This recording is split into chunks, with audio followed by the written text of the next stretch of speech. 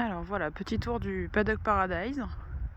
Donc là on a le chemin pour retourner jusqu'à l'abri où ils ont une dalle stabilisée qui a été faite en marne, qui a été tassée. Donc il y a à peu près 200 mètres carrés où je sais qu'il n'y a pas de boue, ils sont vraiment les pieds au sec pour l'hiver. On a une première parcelle ici. Donc je fais une rotation en fait, je leur ouvre par période. On en a une deuxième très grande ici. Donc là on a le chemin qui continue. Une autre parcelle ici.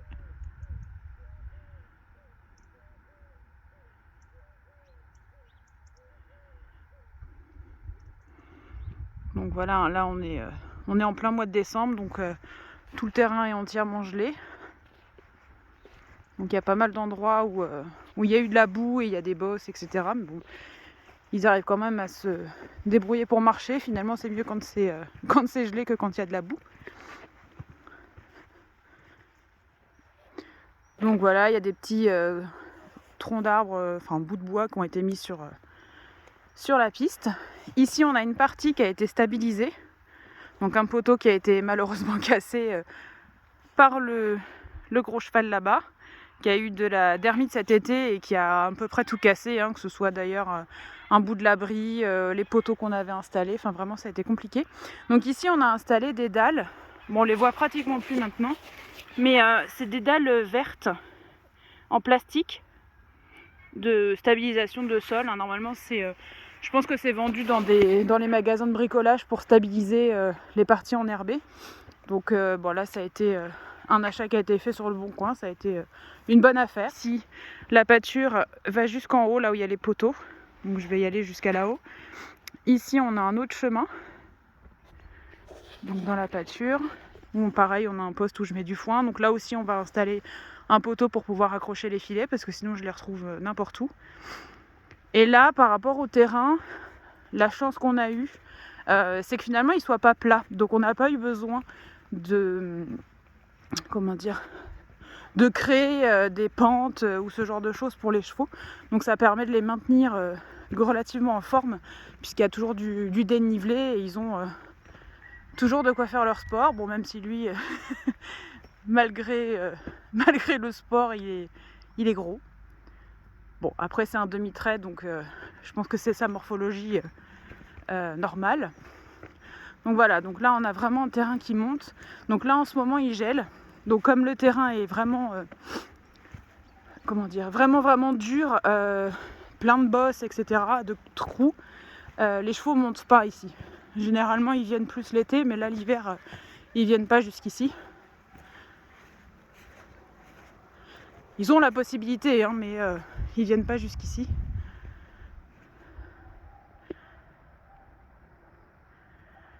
Voilà, et ici on a la haie qui a été plantée tout du long, qui va nous servir d'arbre fourrager.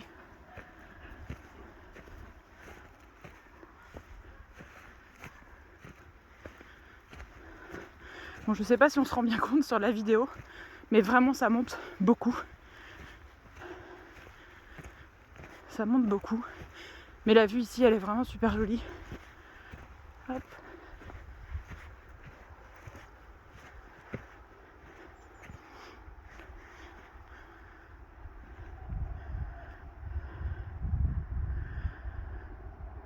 Donc voilà pour la vision d'ensemble.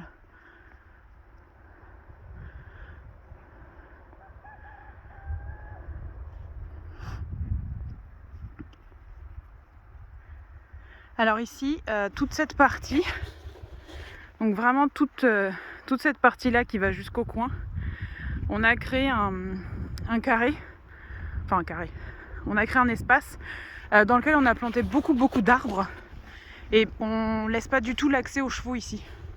C'est entre guillemets là, si on peut appeler ça la zone sauvage, parce qu'on a quand même planté des arbres, donc on est intervenu. Chaque année on rajoute des arbres et donc ça s'arrête ici. Là-bas, jusqu'aux arbres là, et donc là on a planté en haut de la colline des bouleaux, des frênes, des hêtres, des charmes, du saule, des noisetiers. Je crois que c'est à peu près tout ce qu'on a mis pour l'instant, mais bon, on a mis pas mal de choses. Et ici, donc là c'est la clôture qui délimite le terrain. Et derrière, bon là elles sont pas là, mais d'habitude il y a des vaches. Donc les chevaux sont plutôt contents de venir faire des bisous aux vaches quand elles sont là. Voilà. Et après, donc toujours pareil, cette partie-là, les chevaux n'y vont pratiquement pas. Donc il faut que, enfin pratiquement plus, y aller au début, mais beaucoup moins maintenant. Donc là, il y a un gros travail de débroussaillage à faire. Puisque là, on est encore une fois sur une très grosse pente. Et alors là, pour vous rendre compte, je ne sais pas si on entendra sur la vidéo, mais il y a un petit cours d'eau qui passe juste ici, et en fait qui longe tous les arbres ici, tout le long de la pâture. Hop. Donc les chevaux ont accès au ruisseau. Bon, par contre, jusque là, ils y sont jamais allés. Donc une des prochaines choses à faire, ça va être de stabiliser un bord du ruisseau en débroussaillant et en faisant une pente plus douce pour leur permettre d'y aller pour boire. Donc là aujourd'hui ils y sont encore jamais allés. Hop. Donc ici on a une zone où j'avais installé un poste de nourrissage. J'avais mis un poteau ici avec un filet à foin, parce que ça fait une zone plate bien propice à ça. Mais alors pourquoi, je ne sais pas, ils ne veulent pas y aller. Donc je pense que quand tous les arbres ici sont en feuilles, ils ne voient pas bien ce qu'il y a derrière. Et comme derrière il y a une pâture avec des vaches, j'imagine que quand elles passent et qu'elles font du bruit, comme ils ne savent pas ce que c'est, ils ne veulent pas rester à cet endroit-là. Donc ils viennent, mais en tout cas ils n'y restent pas pour manger. Si je mets un filet à foin, finalement, il reste plein et ils ne viennent pas du tout le manger.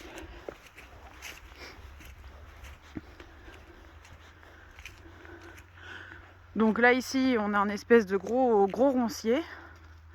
Donc c'est là où généralement ils viennent manger leurs mûres. Ils adorent venir manger des mûres ici quand il y en a. Et alors là on va arriver au ruisseau. Donc du coup là effectivement tout l'accès il est vraiment à débroussailler, parce que c'est pas très pratique pour eux. Mais sinon on a un petit ruisseau. Alors c'est vraiment un petit ruisseau, hein. C'est pas du tout un grand cours d'eau. Mais bon, ça pourrait quand même leur permettre d'aller mettre les pieds dedans. Alors je sais pas si on va se rendre compte, mais là il y a quand même on va dire, il y a 1 mètre de différence entre, même peut-être un peu plus, entre là où je suis et le ruisseau. Donc je pense que c'est pour ça aussi qu'ils vont pas dedans. Donc là, l'idée, ça va être éventuellement d'arriver à aménager une pente douce, ici un petit peu stabilisée avec des cailloux, pour que justement ils puissent descendre et avoir accès au cours d'eau. Sinon le cours d'eau, vraiment, il longe toute la pâture. Donc ici on en revient au chemin. Hop. Et là on continue le tour. Donc là il faut vraiment qu'on défriche et qu'on débroussaille.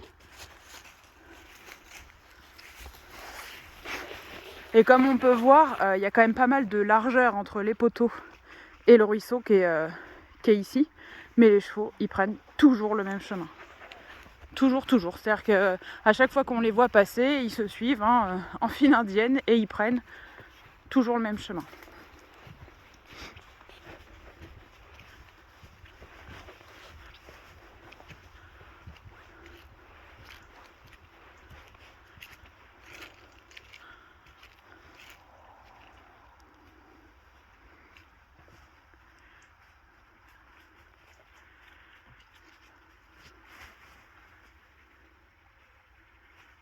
Donc voilà un petit peu la vision de la pâture et un petit peu de comment elle est organisée. Bon, il y a beaucoup de choses qui vont encore évoluer, beaucoup de choses qu'on va faire. Là on avait planté au milieu de la pâture, donc il y a un tilleul, un deuxième tilleul ici. Après on a un pommier, un poirier, donc ont bien été protégés avec les fils électriques. Parce qu'en fait, sinon les chevaux cassent tout. Ils viennent se gratter sur les arbres, manger les écorces, etc. Donc le problème, c'est que les arbres étant assez jeunes, il faut au moins qu'on puisse un peu les protéger. Et l'idée, c'est quand même de garder des arbres assez grands pour pouvoir aussi avoir de l'ombre en fait dans la pâture. Parce que nous, quand on est arrivé ici, il n'y avait absolument aucun arbre. Donc ici, on a une rangée de bouleaux avec des charmes et des charmilles. Là, on a des charmes, des charmilles, des noisettes, enfin des noisetiers. On a des saules qui montent comme ça jusqu'en haut de la pâture. Je ne sais pas si on verra bien avec la lumière. Les seuls qu'on avait déjà finalement, c'est tous ces grands arbres ici. Hop, le long du ruisseau, qui existait déjà quand on est arrivé. Donc ça, c'est plutôt une bonne chose.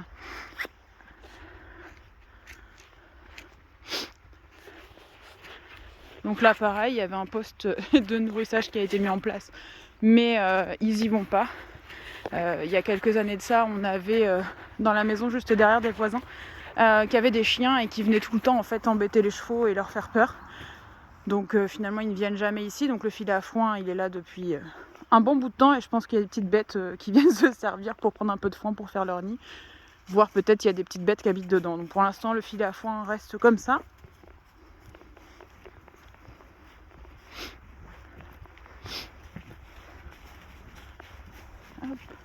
Donc là aussi, on a voulu faire encore une fois un petit carré pour planter des arbres. Donc on avait notamment planté comment ça s'appelle, un tilleul. Voilà, donc le tilleul, il faisait pratiquement 3 mètres de haut. Donc toujours le gros poney là qui est venu se gratter dessus, qui me l'a cassé. Donc bien heureusement, on a de la chance, c'est qu'il n'est pas mort. Donc finalement, il en a fait pratiquement une trogne. Il faudrait juste que je le coupe un peu plus proprement. Mais il a refait des branches et il est reparti. Donc là, on a vraiment fait attention, remis du fil électrique pour être sûr qu'ils viennent pas encore une fois le manger. Donc là, on a des pruneliers qui ont poussé tout seuls. Donc là, l'idée sur ces pruneliers, donc moi j'ai pas du tout envie d'avoir autant de pruneliers partout. Donc je vais essayer de greffer dessus. On va voir si ça prend, puisque là ici, on a des pruneliers un peu partout. Et chaque année, on a ici plein de petits pruneliers qui poussent. Donc on est obligé de passer la débroussailleuse pour s'en débarrasser, sinon on en aurait un champ complet. Donc là, un autre poste de nourrissage.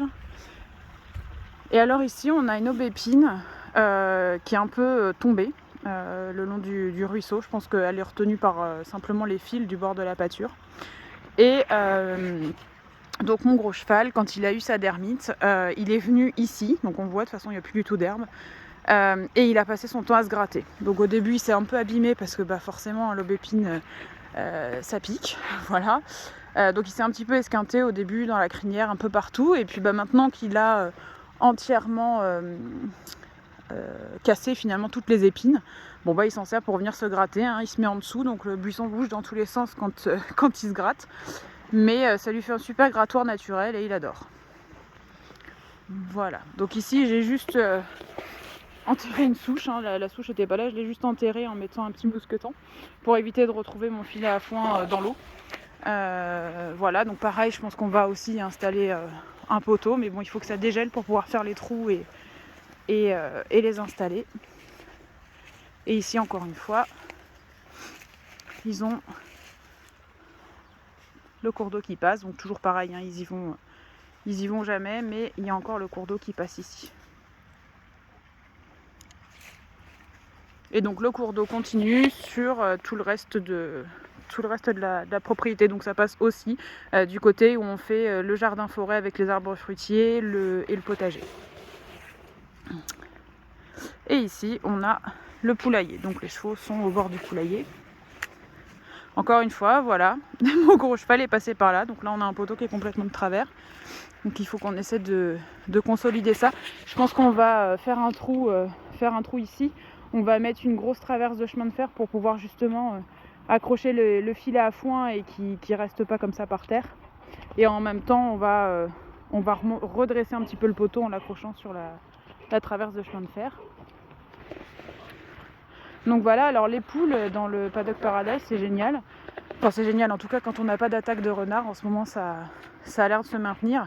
Parce qu'au final, elles vont dans les crottins, elles grattent, donc elles ramassent éventuellement quelques graines d'orge germées qui n'ont pas été correctement digérées par les chevaux, ça peut arriver qu'il y en ait quelques-uns.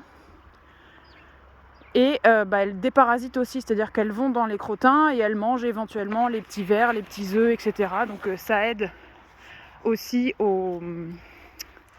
à ce qu'il y ait moins de parasites pour les chevaux.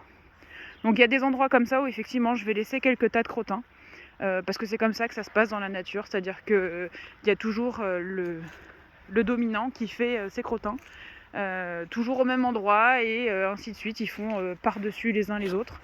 Donc là tous les deux, finalement, ils font beaucoup leurs crottins au même endroit. Alors que si on retire les crottins, on a plus tendance à avoir des crottins un peu partout.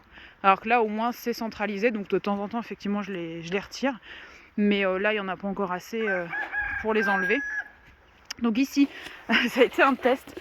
J'avais fait une publication là-dessus, justement, où j'ai planté du romarin, un magnifique pied de romarin qui a été complètement écrasé par les chevaux. Donc je saurais que maintenant, il faut absolument que je les protège. Bon, c'était un risque, hein, je ne vais pas dire que je m'y attendais, mais presque. Bon, après, c'était un test, il fallait absolument que je déplace le pied de romarin, je ne pouvais pas le mettre ailleurs que chez les chevaux et j'avais pas de quoi le protéger. Donc voilà, il a été un peu cassé, mais les pieds sont encore enracinés, donc je pense qu'il va continuer à pousser quand même. Il sera une forme un peu étalée, mais bon, tant pis. Là, on a un pied de marjolaine, donc qui a été planté, donc là, il est fané. Il y a juste quelques petites repousses au pied, donc je pense qu'il devrait repousser sans aucun problème. Et ici, on a de la camomille. Bon, ça va, ils n'ont pas l'air d'avoir trop marché dessus. On verra quand elle va pousser, s'ils vont pas tout me dévorer. Voilà, donc là, on a quelque chose qui va partir. C'est-à-dire qu'on avait fait un tas de fumier ici. Donc ça, c'est grosse erreur d'avoir fait un tas de fumier ici, à côté de la dalle et à côté de l'endroit où finalement il restait à peu près le plus souvent. Donc c'est pour ça que ça a été bâché aussi, parce que finalement ça a amené pas mal de moucherons. Donc avec mon cheval qui avait de la dermite, je pense que ça a dû notamment aggraver ou accentuer les choses. Donc là, le tas de fumier, il va falloir qu'on s'occupe à le retirer complètement. Et maintenant, le fumier, il est mis plutôt côté potager. Donc j'ai installé un système au niveau du potager et j'emmène mon fumier directement là-bas plutôt que de le laisser sur place. Donc là, c'est le fumier qui date d'il y a peut-être au moins de l'année dernière. Donc voilà, donc ici on a le fameux chemin qui est tout le temps gadouilleux, le long duquel ici j'ai planté des saules, où j'ai fait des boutures de saules et où j'ai planté aussi un saule pleureur pour essayer de pomper au maximum l'eau qui stagne ici et qui fait toujours plein de boue. Ici, il y a des dalles qui ont été installées, alors c'est une catastrophe puisque finalement elles sont complètement ondulées, elles ont pris la forme de ce qu'il y avait en dessous. Mais ça permet au moins qu'ils aient un peu les pieds au sec, ça glisse un peu quand c'est mouillé, mais pour l'instant j'ai pas d'autre solution tout de suite, donc ils font avec. Et quant au saule pleureur qu'il y a ici, et c'est là où vraiment, si vous plantez aussi des arbres pour vos chevaux, prenez-les très jeunes, protégez-les bien, mais prenez-les vraiment jeunes parce que ce petit saule là, nous ça fait combien ? Ça fait 5 ans qu'on est ici, je pense qu'il a moins de 4 ans qu'il est planté. Et quand on l'a acheté, on l'a acheté sur une bourse aux plantes, tout simplement, à une petite mamie qui avait fait une bouture. Et pour vous donner un ordre d'idée, la bouture, honnêtement, la branche qu'on a plantée il y a 4 ans, elle devait pas être plus grosse que ça là. Voilà, ça c'est quelque chose qu'on a planté il y a 4 ans et on se retrouve aujourd'hui avec un arbre qui est juste magnifique et qui va commencer à faire de l'ombre vraiment bien, enfin pas mal d'ombre aux chevaux. C'était un peu le but de l'avoir mis là, c'était d'une part que ça pompe un peu trop l'eau qu'il peut y avoir dans le chemin. Et en même temps, ça permet de leur faire de l'ombre parce que là, sur la dalle, ici sur la dalle ici des chevaux, là où ils ont vraiment les pieds au sec, il faut savoir qu'ils sont orientés ici plein sud. Donc du coup, ils ont pas d'ombre en fait. Quand nous on est arrivés, il n'y avait aucun arbre, il n'y avait pas d'ombre. Et on a aussi installé cela. Donc là on a des bouleaux, plus des aubépines, des charmes et des hêtres qui ont été mis là tout le long. Hop, on a fait une petite bande comme ça. Et là il commence à bien grossir. Ce qui nous permet de commencer à avoir un peu d'ombre. Donc quand les chevaux ici sont sur la dalle, il y a un peu d'ombre. Donc voilà pour l'abri. Il fait 3 par 6. Donc là pour l'instant il y a encore un filet à foin qui est installé dedans, mais je suis pas sûre qu'il va rester. Le but étant de les faire vraiment marcher le plus possible dans le Paddock Paradise. Et on a poursuivi l'abri ici, avec de quoi ranger la paille et le foin.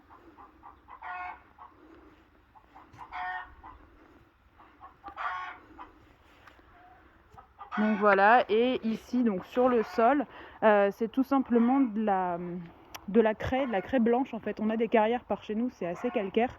Et on a eu la chance de pouvoir demander ça à un agriculteur qui est venu nous ramener une énorme remorque, les grosses remorques là qu'on met derrière les tracteurs. On a récupéré au total, je crois qu'il y a 3 remorques complètes. Et par la plus grande des chances, on a payé 50 € la remorque. Donc là, ça a été vraiment quelque chose hyper bien quand on est arrivé, parce qu'on n'avait pas forcément trop le budget. Et puis moi, je voulais pas faire de dalle en béton parce que voilà, niveau écologique, c'est pas terrible. Pour les chevaux, ça glisse. Voilà, donc là, au moins, c'est une matière un peu naturelle. Je pense que la vie du sol en dessous peut continuer à se faire, puisqu'on a quand même des endroits où on a un petit peu d'herbe qui repousse. Donc voilà pour cette partie-là. Et ici, il devrait normalement y avoir une dalle de douche. Bon, je n'ai pas encore ramassé les crottins parce que pour le coup, je le fais toujours ici. Sauf qu'avec l'eau qui arrive, l'humidité, ça s'est complètement creusé. Donc j'ai rajouté d'autres dalles pour essayer de maintenir le niveau, mais ça fonctionne pas. Donc je vais devoir acheter des cailloux, des gravats. Enfin, je pense plus des cailloux pour faire quelque chose d'assez uniforme. Donc là, je vais devoir combler en cailloux tout ça, puisque là, on se rend compte vraiment qu'il y a vraiment un gros trou, vraiment un gros niveau à compléter au niveau cailloux. Donc il va falloir que je remplisse tout ça de cailloux, que je repositionne mes dalles, et je compte faire une dalle de douche, donc avec une pente un petit peu pour que l'eau s'évacue et qu'elle aille surtout pas dans l'abri, ni d'ailleurs dans le poulailler qui est juste collé à l'abri des chevaux. Et donc là, voilà, l'abri, ce qu'il a pris, hein, malheureusement, quand mon gros s'est gratté dessus. Voilà, donc ça, c'est, on peut dire, parti à la dermite. Heureusement, pour le moment, c'est terminé. Et donc, on a été obligé d'installer d'énormes renforts pour être sûr que l'abri ne s'écroule pas. Parce que là, vraiment, avec la violence avec laquelle il se grattait, on était plus à croiser les doigts pour être sûr que l'abri ne s'effondre pas, tellement ça a été compliqué pour lui. Donc ici on va avoir la toiture. Donc là aujourd'hui on récupère l'eau pour les poules, donc au poulailler pour pouvoir leur donner à boire. Bon par contre la toiture étant quand même assez grande, on récupère beaucoup plus d'eau que finalement de 2 cuves. Donc on a acheté des cuves opaques, donc on va changer celle-ci et l'autre cuve là-bas pour en mettre des opaques. Et je vais rajouter encore 2 cuves supplémentaires ici, donc on aura 4 cuves au total. Et ces cuves-là vont finalement pouvoir me servir pour doucher les chevaux. Histoire de pas prendre de l'eau du robinet, hein, je pense que c'est largement suffisant. De prendre de l'eau de pluie pour doucher les chevaux, sachant que je les douche pas non plus trop régulièrement. Hein. Honnêtement, ils doivent être juste douchés pendant les périodes caniculaires où ils ont besoin d'être un peu rafraîchis. Sinon, la plupart du temps, ils sont pas douchés. Donc voilà pour l'installation. Et puis après, je pense que je vous montrerai l'évolution de tout ce qu'on a pu faire. Je ne sais pas s'il y a d'autres choses qui pourraient être intéressantes à vous partager. Mais je pense avoir fait à peu près le tour. Et donc là, on a un abreuvoir. Bon là, il est gelé, mais j'ai cassé la glace tout à l'heure. Donc ça leur permet quand même de... Ils peuvent boire. Hein. Ils s'amusent aussi à manger les glaçons.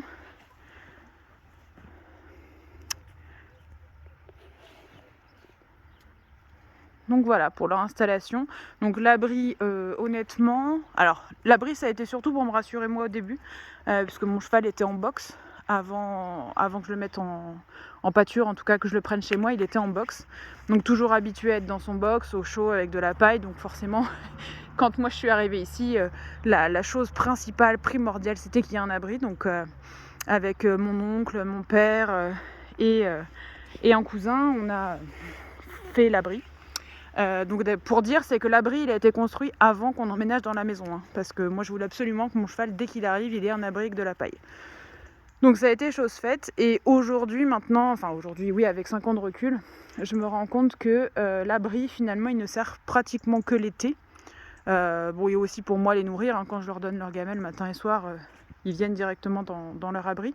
Mais vraiment, il est le plus utilisé, finalement pas aux périodes où je le pensais. C'est-à-dire aux périodes où il va faire froid, où il y a du vent, où le sol est gelé, etc. Finalement, c'est pas du tout à ces moments-là qu'il est le plus utilisé. Il est simplement le plus utilisé quand il y a des insectes en fait, quand il y a des mouches, quand il y a des temps ou tout ce genre de choses, ils se plaisent finalement à passer du temps dans l'abri pour être un minimum protégé en fait.